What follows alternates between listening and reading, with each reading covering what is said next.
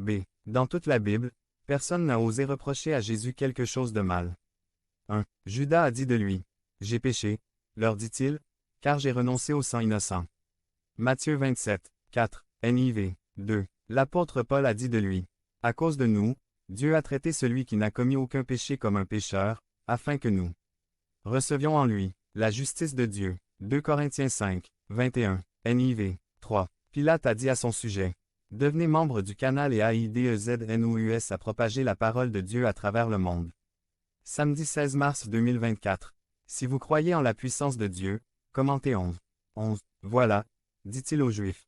Je l'ai fait sortir afin que vous sachiez que je ne le trouve coupable de rien. Jean 19, 4, NIV, 4. Le prophète Isaïe a dit de lui, « Un tombeau lui fut assigné avec les méchants, et il mourut parmi les méchants, bien qu'il n'ait jamais commis aucune violence et qu'il n'y ait eu aucune tromperie dans sa bouche. » Ésaïe 53, 9, NIV, 5. L'apôtre Jean a dit de lui, « Mais vous savez que Jésus-Christ est apparu pour ôter nos péchés, et il n'a aucun péché. » 1. Jean 3, 5, NIV, 2. Le sang du Christ est pur.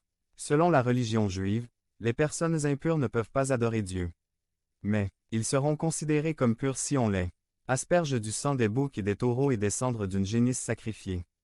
Et si tout cela a du pouvoir, le sang du Christ a encore plus de pouvoir, car par l'Esprit, qui vit éternellement, le Christ s'est offert à Dieu comme un sacrifice sans tache ni péché. Son sang nous purifie afin que nous soyons sûrs d'avoir été pardonnés et que nous puissions servir Dieu qui vit éternellement. Hébreux 9, 13 à 14, NASB. A. Pourquoi n'utilisons-nous pas de vin lors du repas du Seigneur? 1. Parce que le vin a subi un processus de fermentation. A. Ce processus implique qu'il y a des bactéries dans le jus qui travaillent à décomposer le fruit. B. L'usage du vin ne donnerait jamais une image correcte du sang du Christ qui est pur. B. Le sang du Christ est si pur que, appliqué au pécheur, il le purifie aussi. Mais si nous vivons dans la lumière, comme il est dans la lumière, nous sommes en communion les uns avec les autres, et le sang de son Fils Jésus-Christ nous purifie de tout péché. 1 Jean 1, 7, NIV, 1. L'apôtre Pierre a dit à propos de ce sang, « Comme vous le savez bien, vous avez été sauvés de la vie absurde que vous avez héritée de vos ancêtres. Le prix de sa rançon n'a pas été payé avec des choses périssables, comme de l'or ou de l'argent, mais avec le sang précieux du Christ, comme celui d'un agneau sans tache et sans défaut. » 1 Pierre 1, 18 à 19, NIV, 2. L'exemple des personnes ayant besoin de dialyse. A. Le sang contaminé doit être retiré du corps.